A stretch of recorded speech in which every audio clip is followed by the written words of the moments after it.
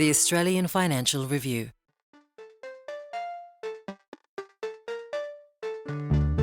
Once upon a time, a manager could just tell you what to do and you did it because you're grateful you had a job. Now we want to understand people's purpose, what they want in life. And I think how we were leaders then, leaders now, the difference is we need to lean into those conversations.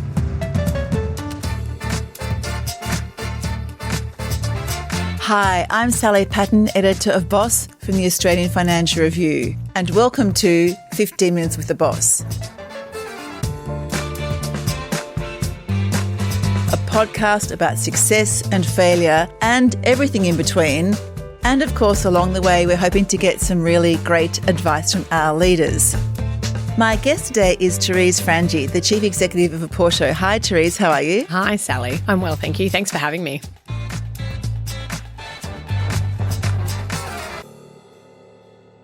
Therese, you're the Chief Executive of Oporto, a chain of fast food restaurants specialising in Portuguese-style chicken and burgers.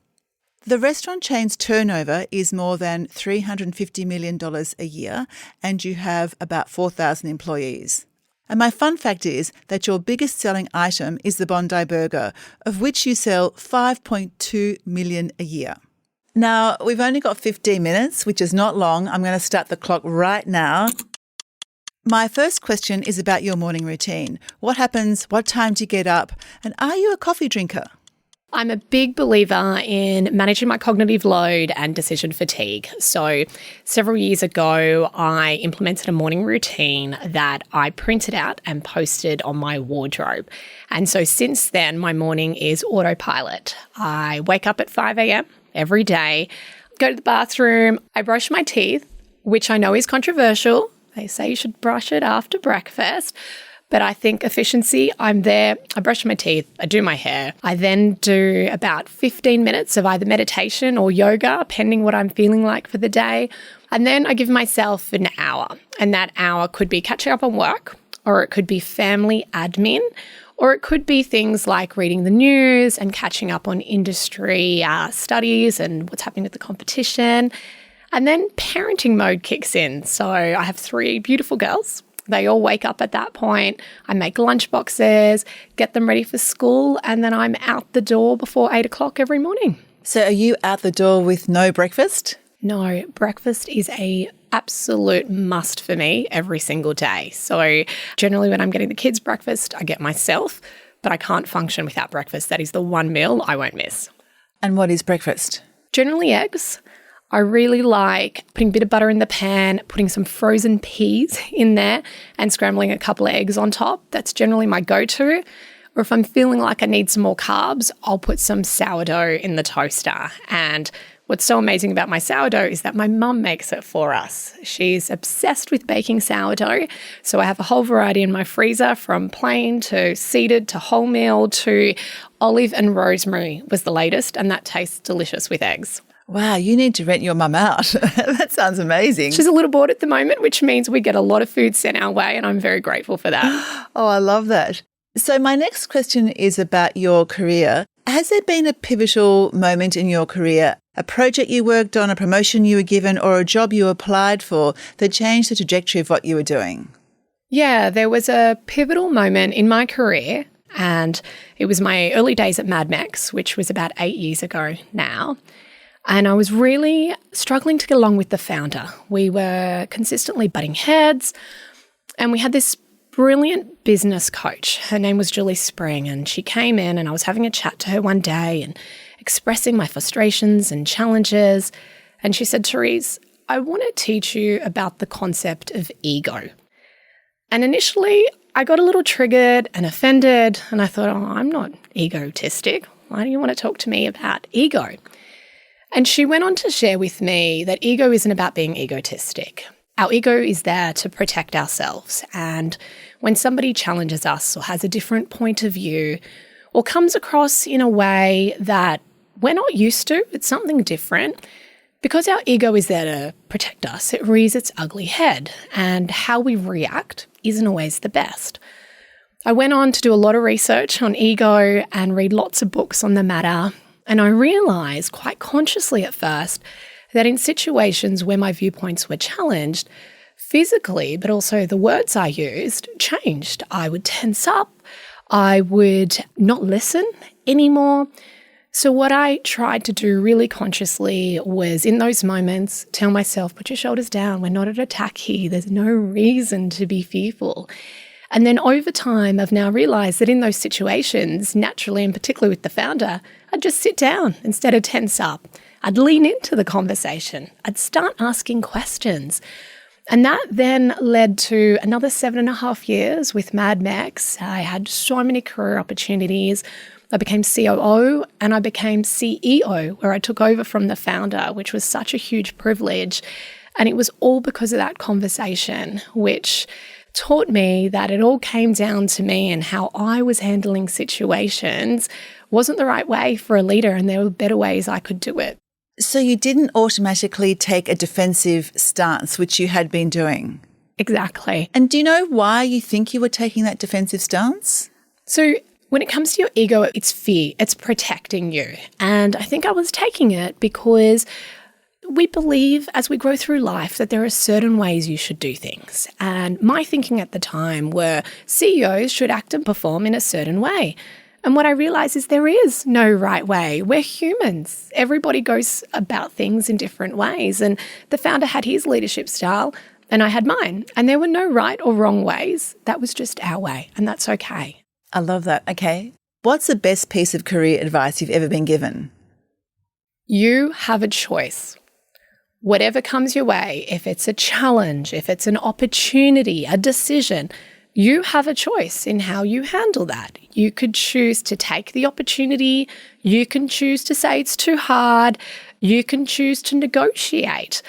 At the end of the day, you have a choice. And it was such a powerful realization for me. And what I encourage everybody when it comes to their career or making decisions, it's up to you. You have a choice in how you respond to this situation, this request, or this opportunity. All right, Therese, stay right where you are. We're going to take a short break. And when we come back, we're going to open the chatterbox.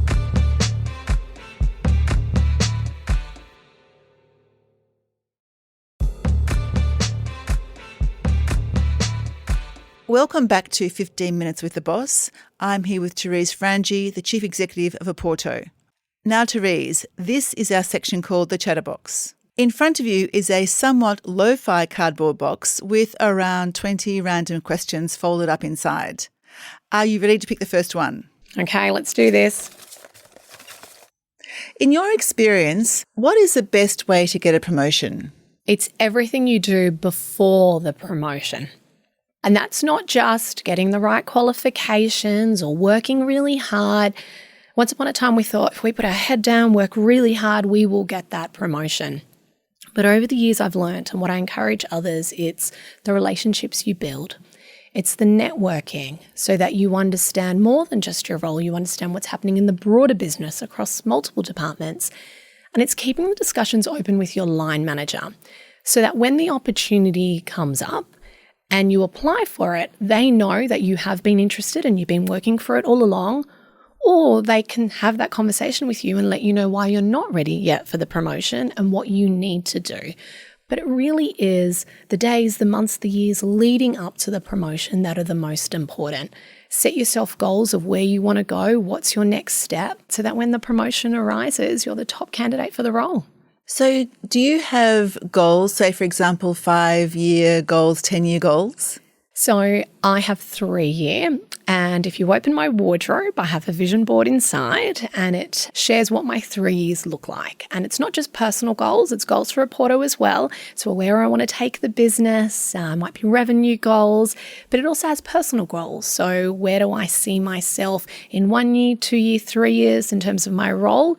It also has parenting goals, so things I want to accomplish with my daughters or really land with them. So absolutely, it's not in written form, it's in visual form, but if you open up my wardrobe, you could see it clearly laid out, some sort of speech boxes and different images to visualize what I'm aiming towards. Oh, so can you tell me one parenting goal you've got? Yes. So one of our goals is educate to graduate. So it's really hard being two working parents to try and stay on top of homework and all the school activities.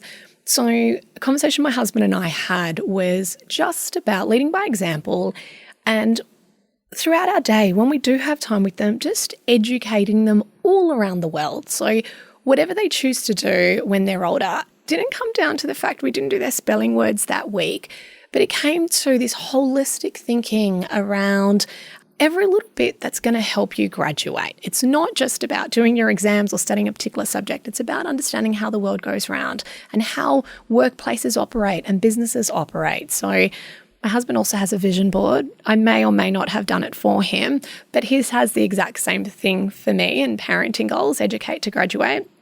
And there's another fun one I put on there, which is play more family board games. I love that. Yeah, it's brilliant because it gives us an opportunity to spend one-on-one time with our 3 girls, but also teach them different skills in that environment. Teamwork, it's okay to lose. It's good to be competitive, but also be respectful in the way that you're competitive. So whether it's Uno, Jenga, Connect 4, these are the games we play to help them educate to graduate. Fantastic. Okay, have another fish in the box. What's the hardest thing about leadership? People. Do you find actually on that people are becoming more complicated to manage? Because I think people's expectations of the workplace are changing, and for a lot of people, they expect a lot more from the workplace than they did, 20 or 30 years ago. I think as humans, we've always been complicated. The difference was back in my generation, it was around be grateful you have a job, you don't speak up, it's head down, just work really hard. Exactly. And be thankful, right? You've got a mortgage to pay, you've got a family to take care of. Now we're more comfortable in speaking up. We know our rights. Rights have changed over time. We have an opinion. So I think we've always been complicated creatures, but now we just speak up more. And I think how we were leaders then, leaders now, the difference is we need to lean into those conversations. Once upon a time, a manager could just tell you what to do and you did it because you're grateful you had a job. Now we want to understand people's purpose, what they want in life. Do they agree with our purpose, mission and values, and have those conversations? And very similar to playing those board games with my children and teaching them that there's more to the world than just knowing their spelling. It's about understanding that we behave in different ways. We're going to react in different ways. And I think that every time I'm with my team members, no matter what generation they are, because even the older generation, when they're quiet, that's not a good thing either. And yes, they may have a mortgage and a family and commitments, but they also shouldn't be quiet or fearful. They should be just as vocal as the younger generation asking questions, because that's what's going to move the business further.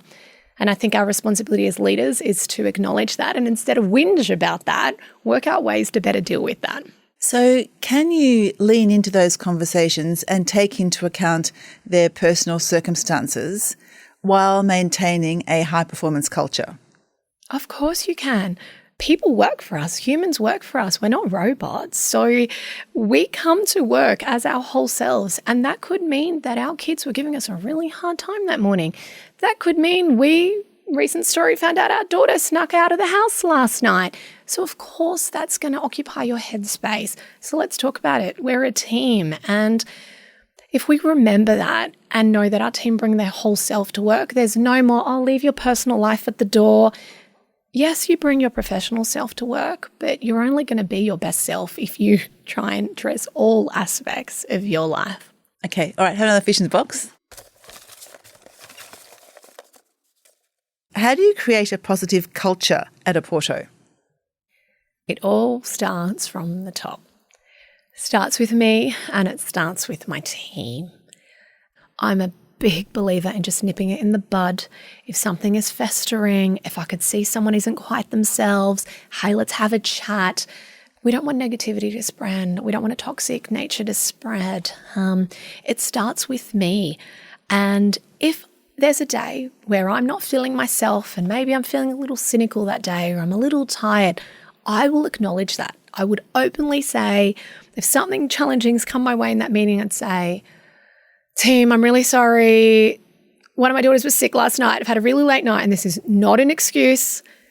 can we have this conversation tomorrow? Is it an urgent matter? Do we need to do it now? So that they know, hey, she's human. It's okay for us to have these conversations. So it starts with me. I've got to lead the way every day and continuously hold my team to account and help them also to lead the way in the culture that we're striving for. Okay, I love that. All right, on that note, thank you so much. You have passed the chatterbox section with flying colours. I've now got one more question for you, and that is, if for some reason you weren't the chief executive of Oporto, what would you be doing? That's an easy one for me, Sally. I'd love to be a speaker. I love empowering others, motivating others, sharing different ways for them to be better versions of themselves. So if I had the opportunity, I would speak full time to really share that with as many people as possible. And I have no doubt that you will succeed as a speaker should you ever choose to pursue that path. But for now, Therese, that's all we've got time for. Thank you so much for allowing us to spend 15 minutes with the boss. Sally, thank you so much for having me. And thank you to everyone for listening. If you like the podcast and you want to hear more, consider sharing the podcast or writing a review, as it helps us to reach more people. And follow us wherever you get your podcasts. At the Financial Review, we investigate the big stories about markets, business and power. For more, go to afr.com, and you can subscribe to the Financial Review, the daily habit of successful people, at afr.com/subscribe. This podcast was hosted by me, Sally Patton, produced and edited by Iona Rennie. Head of audio is Alex Gow, and our executive producer is Fiona Buffini. See you next week.